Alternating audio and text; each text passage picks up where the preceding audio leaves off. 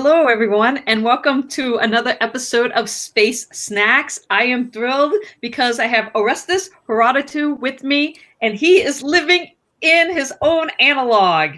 Hi, Orestis. Hi, Cyan. Thanks so much How, for having me. Oh, I love your background.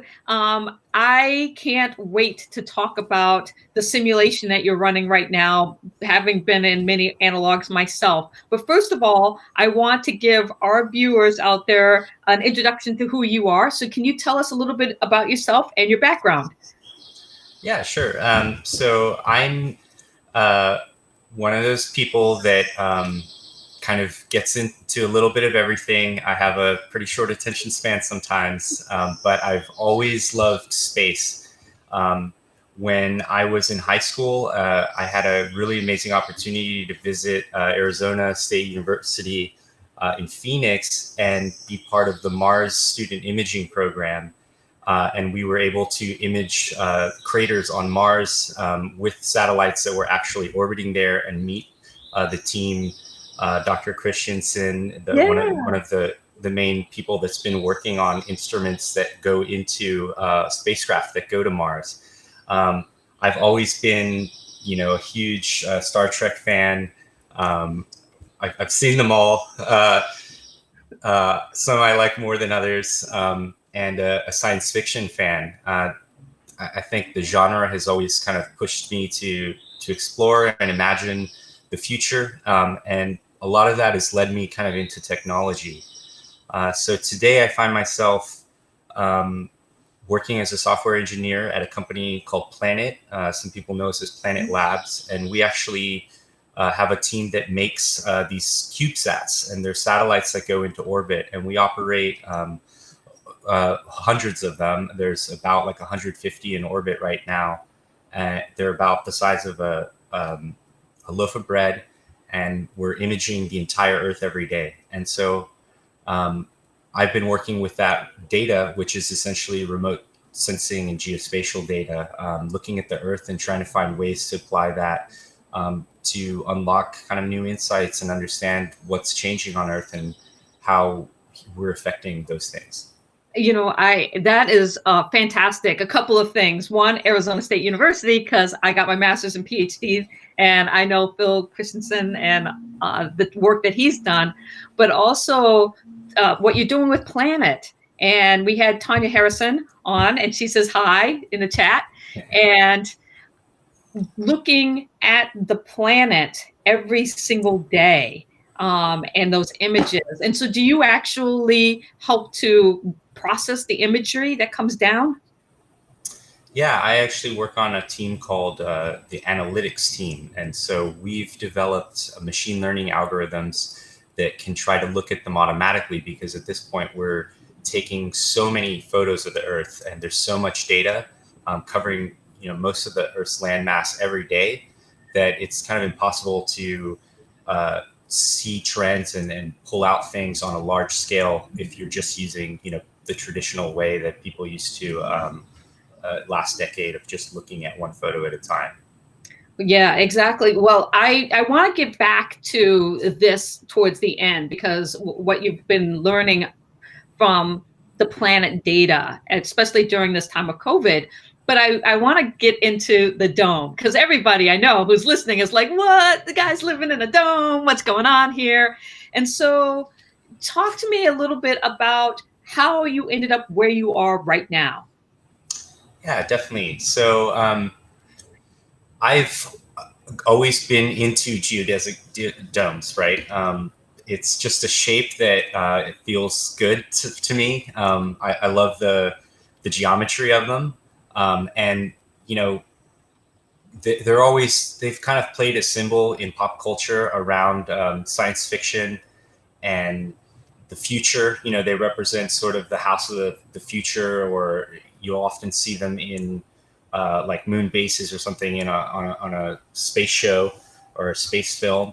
And actually, the reason is they were primarily kind of championed and developed by a guy named Buckminster Fuller, who really was working to create a vision of the future, basically where we could do more with less and have the whole world working together in unison to create a better world.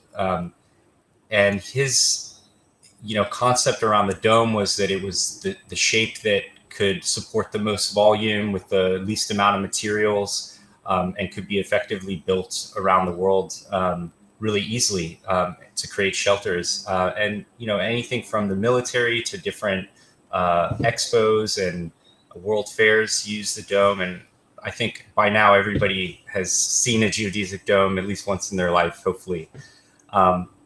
So I originally constructed this dome a couple years ago.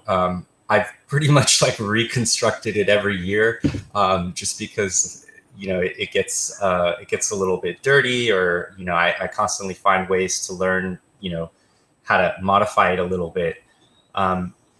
But it's called the istio dome, and istio means sail in Greek. And that's because the dome structure is made out of sailboat sails. So they're actually old sailboat sails that are upcycled, that I cut and I sewed.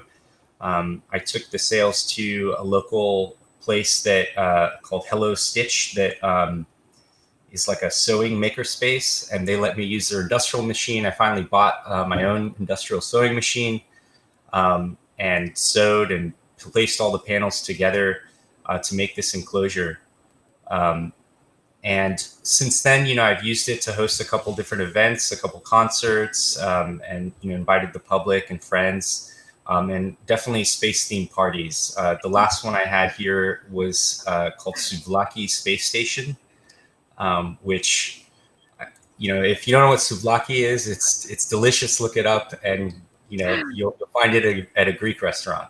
Oh, I love that. I love everything about this story. Had you heard of analog missions and analog astronauts before you built the dome? Yeah, I'd heard of primarily the High Seas mission when I was getting started with the dome. Yeah, and I'm so honored to talk to somebody that has been a huge part of that. But I did hear about the analog mission and several other ones that NASA runs that are incredible, and maybe I'll apply to at some point if this goes well, if I survive. But yeah, I think the idea of being somewhere like that is obviously as close as you can get in a lot of ways to actually going to space. Mm-hmm. And it's just such a fascinating scenario, because it's both, from the psychology of like, what does it look like to put yourself in a state of, complete imagination, and really use that imagination in realistic ways, in ways that further science and what we know.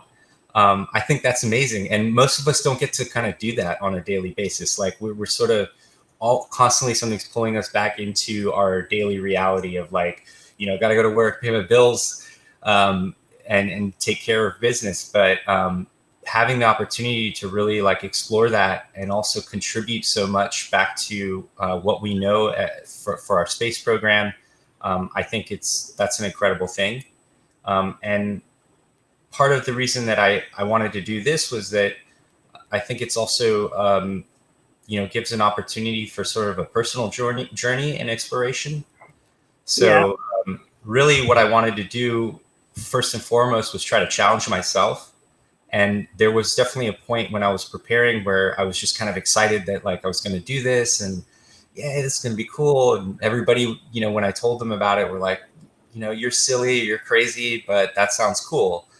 And then about a few days before I started, I was in here working on things, and, took a deep breath and was like, hey, no more hikes, no more sitting outside in the sun, no more takeout pizza. Like, you're going to be in this dome, man. And it was very daunting. And so far it's been great, but definitely a big change. Yeah. So first of all, if you're listening and you have a question, please drop it in the chat. This is a really unique opportunity. So please ask any questions.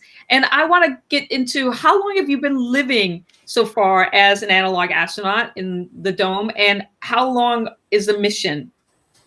Yeah, so the mission is about 30 days.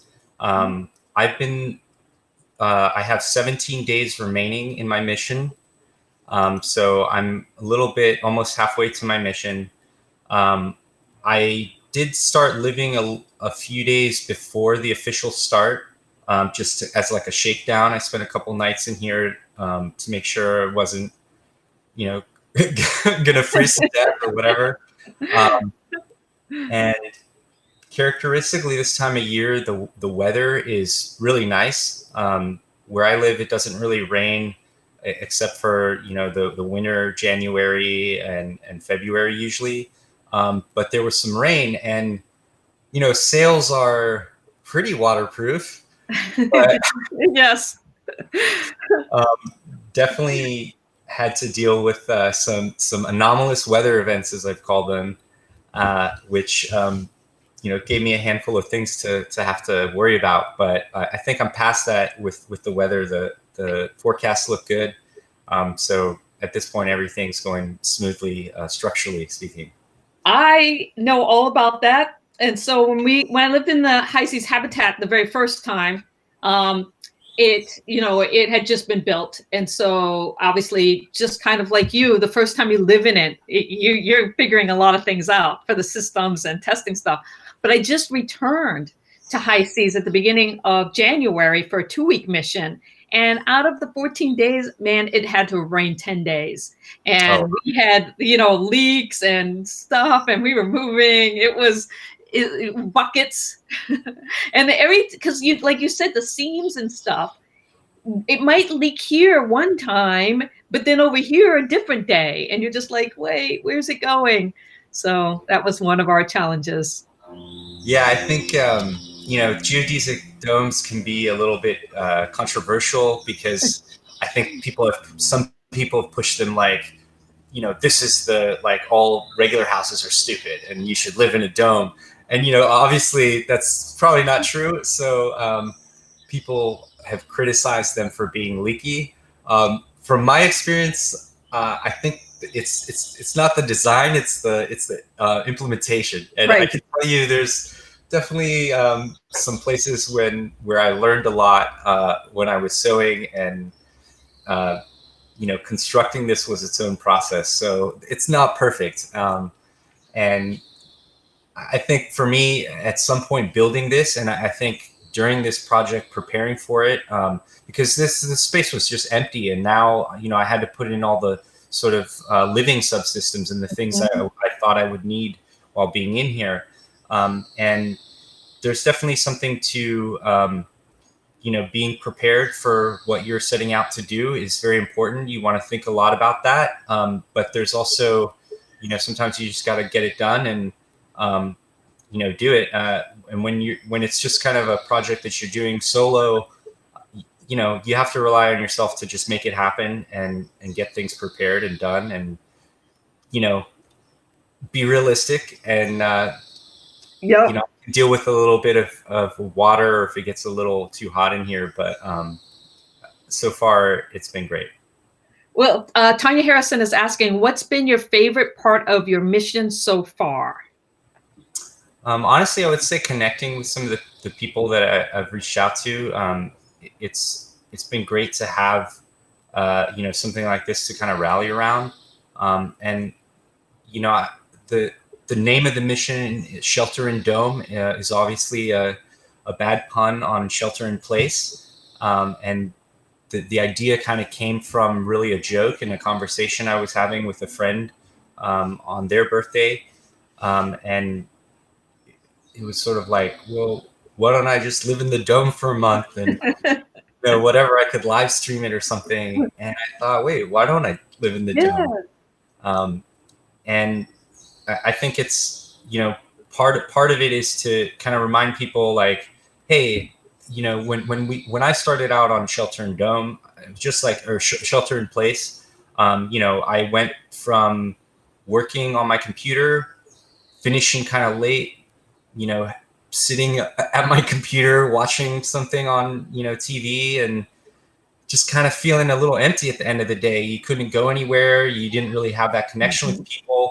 And it was a little bit draining. And, a couple weeks into it, I felt pretty low energy. Yeah. And, oh, this sucks, and what I wanted to kind of do with this was like say, hey, like, this is actually like, I don't have to commute to work. I don't have to put up with, all those little things in the daily routine that sort of I don't choose to do, but I have to do sometimes. Let's look at the positives. And, I can do this project and basically set up a schedule where I get to do whatever I want, and I get to explore new things that I want to learn. And we all sort of have well, a lot of us have extra time. Some of us have, new responsibilities. But I think, finding ways to approach those in a positive way and think about really the opportunity side of it is a message that I wanted to, try out and challenge myself with, and hopefully inspire other people as well. Well, I love it. I think that that's a really fantastic message, because people are struggling with the things that you've said, the change. I think part of it's also the uncertainty of how long will this last. And I want to get to food and thinking about what are you eating while you're sheltering in place, and how has that been going? Yeah, it's a difficult transition. I would say that generally, nutrition wise, I'm not the best. I love to cook, but because I generally am cooking single meals for myself, and it's difficult. Like, it's difficult to like eat everything before it goes bad when you buy supplies. My refrigerator at my house was broken for a long time, and it was like too busy to get it fixed. So for me, this has been a big change to kind of have to do everything around nutrition. I have a finite amount of food. I'll kind of show you here in the back. The back, let's see if I can get out of the frame. The back there is the kitchen space. Let's see if I can point to it.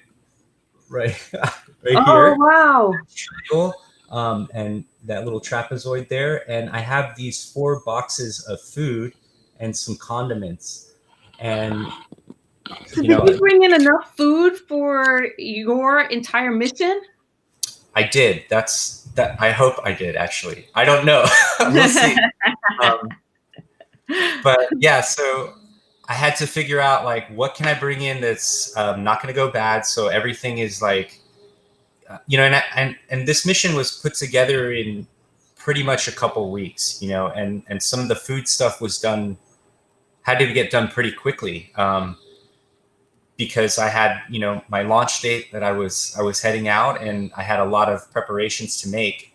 But, I think kind of how we connected, finding some of these really cool resources and the work that you've done online was really helpful. I took a lot of inspiration from like backpacking people that, I like to do some backpacking too. And there's ways to prepare food for that. That's both like, will be shelf stable and also easy to prepare. So I looked for that. I had a friend who is a nutritionist, Dita, and she, I asked her to help me out, and she put together some recipe lists and some ingredient lists to prepare for all the food. And, like I said, paying a little bit more attention to nutrition, it was really important. So I've been tracking what I eat, and I've been tracking my weight, and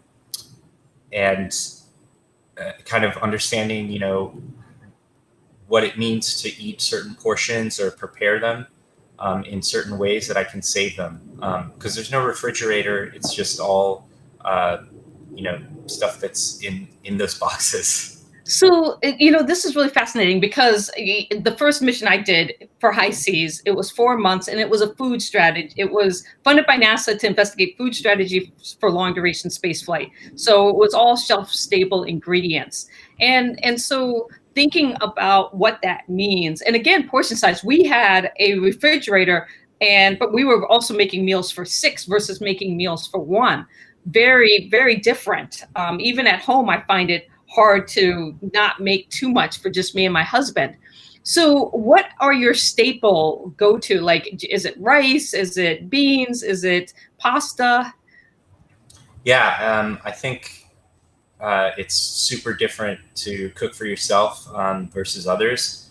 I think there's a lot more like fun and motivation when you're cooking with others, and with yourself, it's really easy just to say like, why don't I just down this bag of like veggie chips instead of cooking and cleaning and all this stuff. But my staples, yeah, I've got a big bag of rice. I have some canned beans, some refried canned beans, black beans, and etc. I have a few different types of pasta, and let's see, I have quinoa and some couscous as well. So those are sort of the grains on there. And I also, what I'm really excited to cook up, and maybe we can work together and get a recipe that we can cook. I went to the store, and food's changed a lot in the past few years, and I think in some places you have a lot of access to really like seemingly exotic foods and alternative types of foods. So I found these pasta that are, I think, like made out of beans or something. Oh, yeah. And I had to get them because, being on Mars, I was like, I got to make that Mars pasta. And I got this red pasta dish. And I'd love to prepare something like that with you.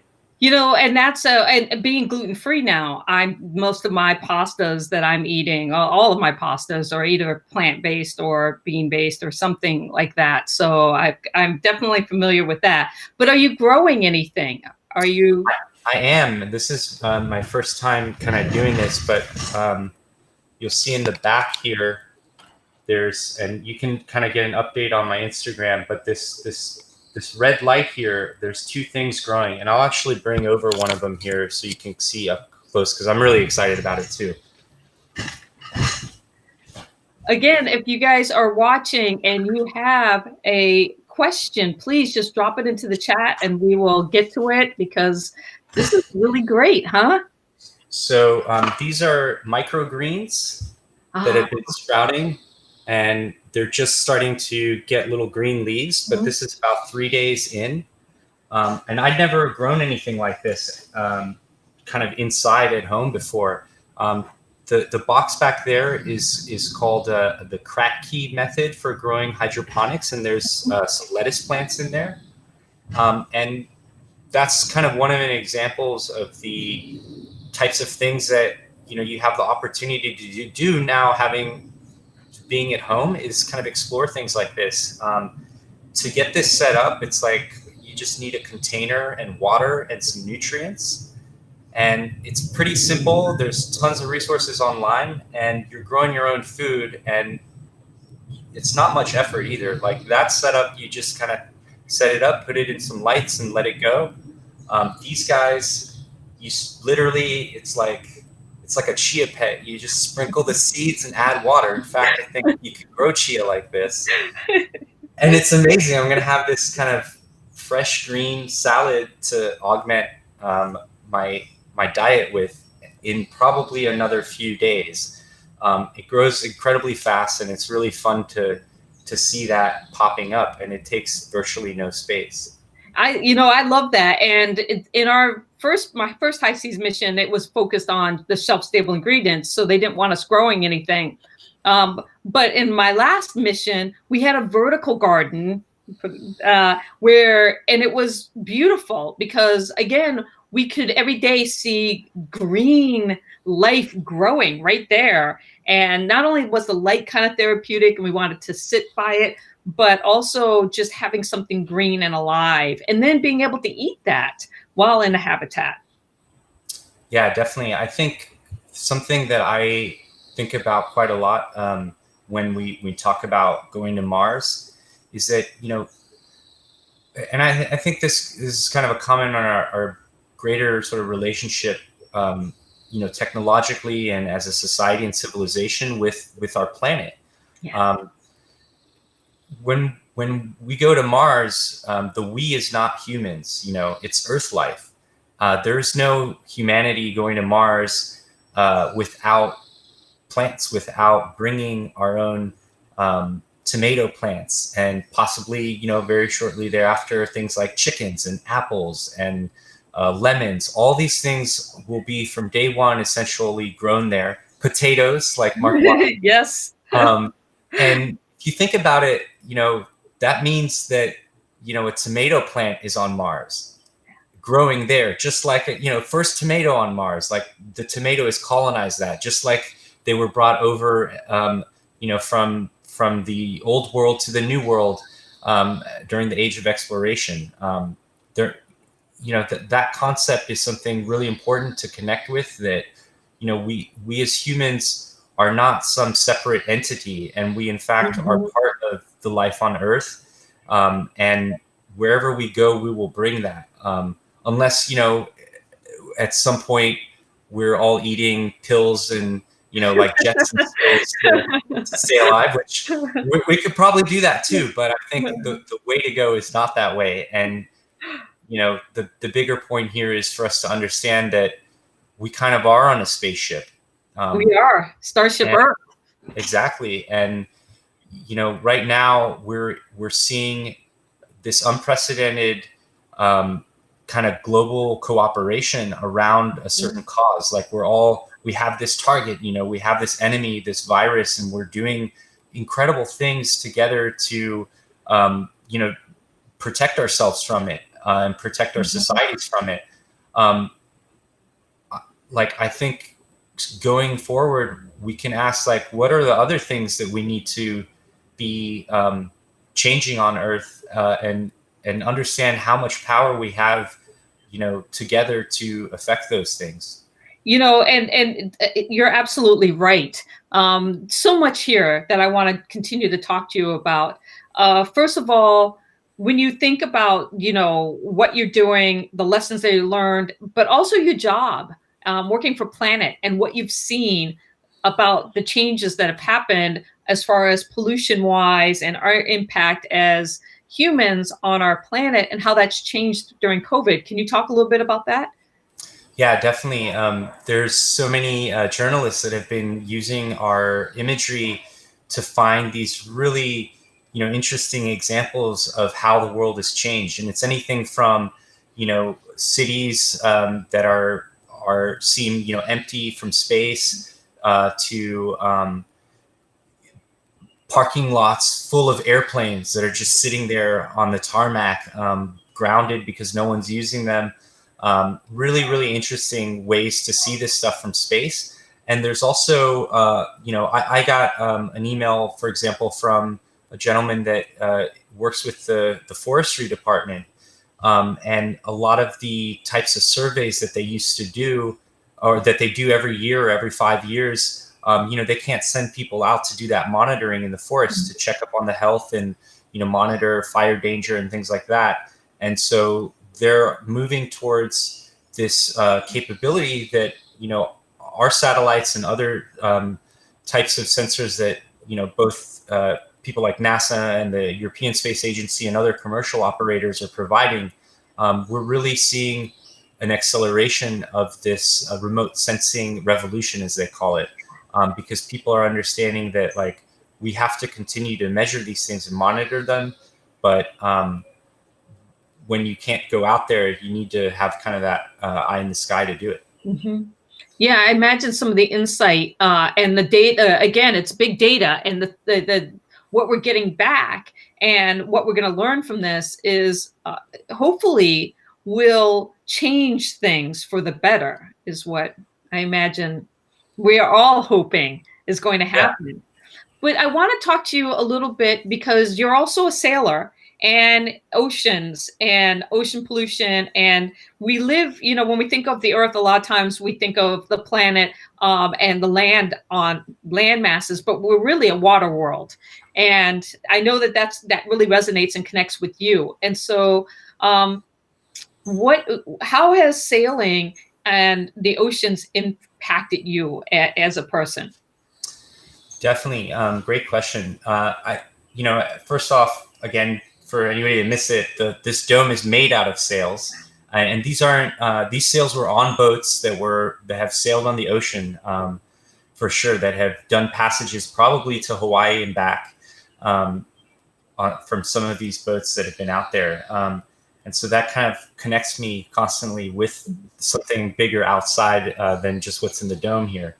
I've been a part of a group called Five Gyres, the Five Gyres Institute, for many years now. And a couple of the opportunities I've had is to do these expeditions that they host. And they're sort of a mix of scientific research, activism, and kind of community building around ocean plastic pollutions and the greater sort of plastic waste epidemic. And what we've learned, and I've seen firsthand in the ocean, is that there's a proliferation of like microplastics that end up, with their sort of final resting place is these concentrations called gyres in the ocean, which are ocean current systems. And we've long understood now that there isn't really a techno solution. Like, you don't just go and kind of suck this stuff up with a vacuum. It's impossible. And if you've been out there on the ocean and really take a step back and think of the scale that you're seeing this problem on, and you think of how much plastic we're producing as a society today, those types of solutions become really untenable.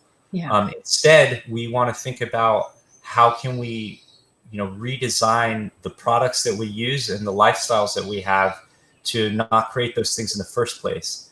So Five Gyres, particularly as the last, more recently, has been working on some really great programs to, not only educate people, but kind of engage communities to understand like what their impact is and their footprint, and what they can start to do to, from anything from supporting proposals for regional and local legislation, mm-hmm. to, self-driving community efforts to open packaging-free stores and, cut back on single-use plastics and support efforts against, like fishing industry waste regulation.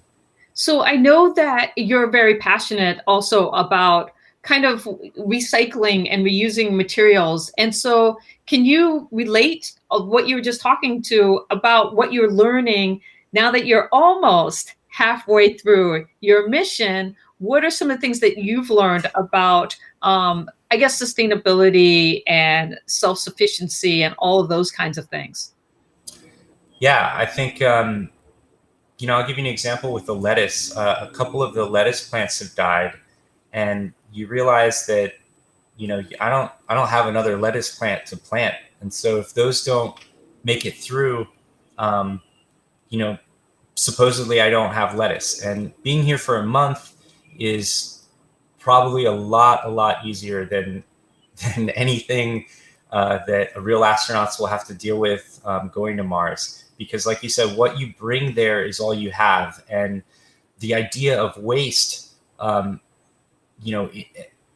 as a concept is really interesting in that scenario, because, you throw something away, like, let's say you're on Mars, like, is there like a crater that you just dump stuff in? Everything you've brought has weighed, a considerable amount in your quota of what you can bring, considering that it's thousands of dollars to launch every kilogram into space. Furthermore, like, do you know what you're going to need in the future? What can you repurpose? What materials can you reuse to build something new? There's, amazing projects that have been going on here on Earth. For example, there's a project in New Mexico called the Earth Ships that looks at how to repurpose trash into actually, passively cooled buildings that function as really wonderful habitats. And they have, when we say recycling, we're talking about reusing water, upcycling old tires and trash as the bottles as the foundation of the housing projects. There's all kinds of uses for materials, and we kind of put this label of trash and waste on things, and we think that, I'll throw this out. So I look at my waste bin. I have a compost bin here on the right by the plants, and I also have just a regular trash can back there, and I'm definitely like looking at that every day, like, what am I going to keep out of here? So I'm trying to sort everything really well, because I'm like, I might need this like resealable container. Like I'll save this and maybe put something else in it later, because there's nowhere for me to, get a new box or get a new wrapper or anything to put things in here. For those of you listening, I know that we've gone long. I don't know if you can stay on for a few more minutes. I've got just a couple more questions for you, or do you have to go? No, I've got some more time too. Okay, great. Because I feel like this is such a unique opportunity for us to connect and I want to take advantage of it, especially for those of you that are listening. If you have a question, please drop it into the chat and we will get to that. And so going back to the fact that it's just you, how has that been? Because I've lived in 4 simulations before, but it's always been with the crew.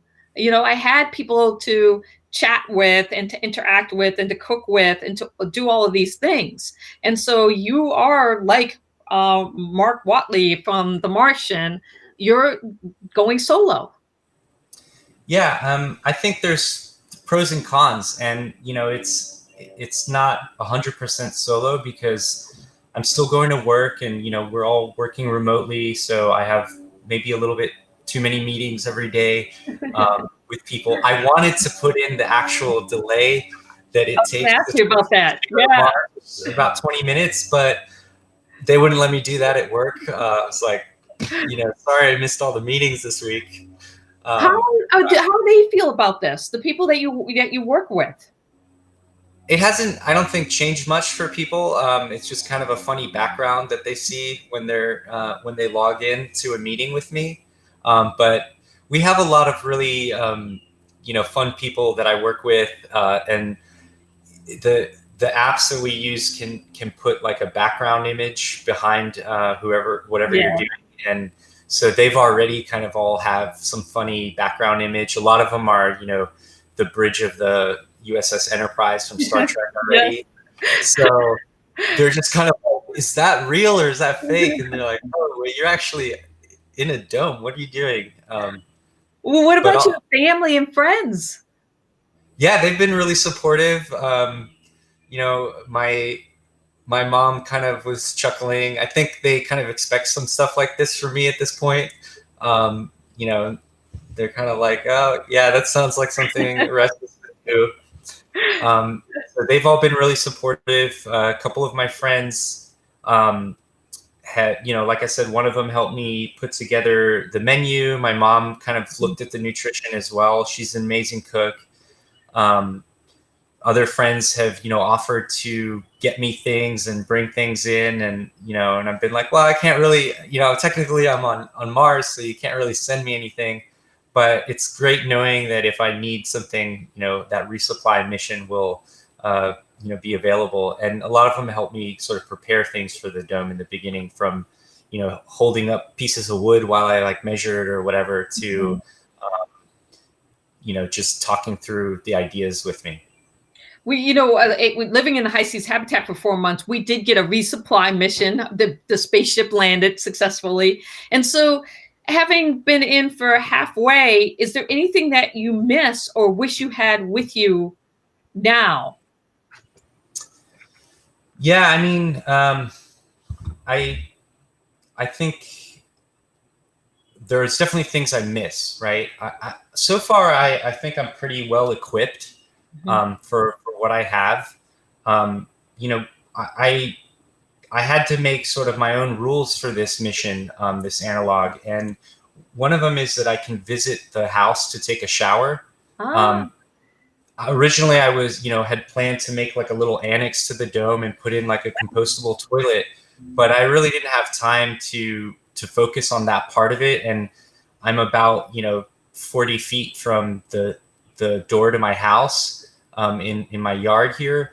So it seemed like, hey, I can go there and make that trip, once or twice a day, would be a good way to do it. So I don't miss those types of things, but I do miss, just being able to kind of have that freedom to go wherever you want, whenever you want. Like I can't really, leave the dome and go on a drive or go to the beach. Uh, one of the weekends before I came in, I went up to Mendocino County, which is kind of a nice forested area in the north, and really just spent a night there camping and in the national forest and taking in, hey, this is like my last weekend on Earth kind of thing. So I definitely miss those things. I miss, being able to go sailing. And I think it's the same thing that a lot of us feel just in general from the whole COVID thing. And, that uncertainty of like, when I get out, like, will it be, the same kind of lockdown still going on, and how much really longer will that go? Not knowing that, I think, is really trying people's patience. And I'm looking forward to us kind of all kind of getting better information and about what the situation sort of is. That's one of the things, all the analogs I've been in, they had an end date. With this, we don't. And that uncertainty is definitely impacting a lot of people around the world. And so we have a question from Anne.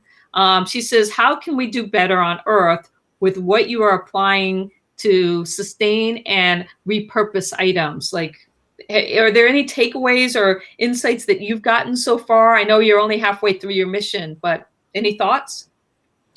Yeah, I think really being intentional about the types of things that you have and use and buy is important. Planning for a mission like this, you really have to think through like, well, will this work out for me? And think of all the different scenarios. So, preparing things that are multi-purpose and are manufactured the right way and will last longer is important. I think,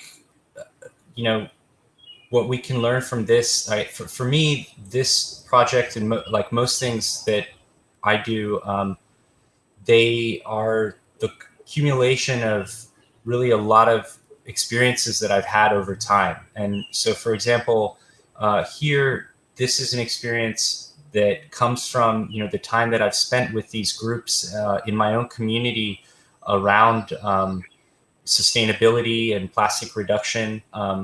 If you look around your own community, what you'll find is there are people out there that are, working to make a better sustainable future. If it's through local gardens, if it's through, a nonprofit that is active in your area, like, in terms of the ocean plastic stuff, there's Five Gyres, there's Surf Rider, and Break Free from Plastic is sort of an umbrella organization that you can look up that has a lot of different groups all around the world.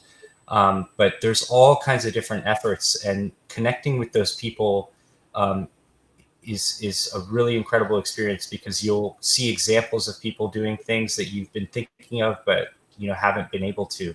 In the bigger picture, there's a lot of trends that need our support to be accelerated kind of globally.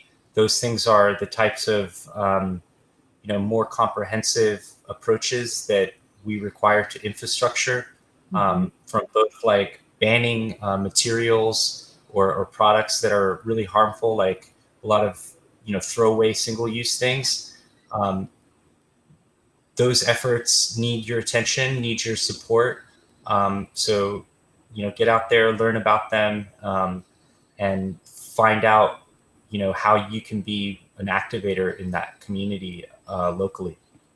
Oh, this has been fantastic, and that's such a great message to end on. But before I leave, for those of you that might have joined in the middle of this broadcast, can you just again show the dome and just again what your mission is? Yeah, so I'll kind of pick up the camera here. I also say that visit shelterindome.com, or on Instagram and Twitter, I have an account at shelterindome, and there's some 360 views of the dome. There's some recordings of live streams that I do, and you can get a closer look. But essentially, here's a look at the dome. This is the space bunk sleeping area. Underneath it, the space bunk kind of stows away, and we have an exercise and kind of yoga area, flex space, some storage. This guy back right here, this is the space toilet that I can use in case there's any pressing needs. This is the galley over here where we cook. There's a sink and a hot plate, and very important, a coffee machine. I have a botanical station here in the back. I try to orient my finger to it. This purple thing right here. The hatch. I have some exercise equipment, my spacesuit, of course, a little lounge area here, and this is this actually doubles as a projection space, so like a 360 projector. So when it gets dark, I have a projector that I can, turn this place into a planetarium essentially. Yeah, so follow at shelterindome.com. And I'd love to hear more from people, and let me know what kinds of things you want to see, and engage me in conversation. I'm here to learn as much as I can, to explore, and I hope everyone else kind of can join me on that mission. Oh, this is fantastic. Orestis, thank you so much for taking the time out to talk to me, and everybody who's been out there listening. One of you will win a recipe. Oh, let me show this recipe postcard for leaving a comment. And again, please follow this important mission. And he's got 17 days left, right? Yep, we got the mission countdown on the website in case I forget. Yes, 17 days. I wish you the best of luck, and thank you for all that you're doing. And again, follow along, and everybody have a great weekend. It's Memorial Weekend, and so be safe and take care. Any last words? I just want to say thanks again for having me on your show, and it's been great to connect with you. I think the type of work you do to really share these experiences with people is amazing, and I hope people can continue to feel inspired from space, from why we're into it. And yeah, I'm hoping to show people that, you don't have to be a NASA astronaut to get a little bit of space in your own life. Oh, so, I love that. So I need my space, and I'm sure you. Absolutely. Oh, I love it. And I'm looking forward to following some of the meals and the cooking that you're doing also, and collaborating with you on a recipe that maybe you can. Let's put it out there, and maybe people can help us decide what we can cook. Oh, yeah. We can do a video cooking something up together, and I'll get my little sous chef robot to help us out. I love that. I love the video. If you haven't seen it, go online and check it out. And thank you for everything. And everybody, thank you for tuning in. See you next week. Bye.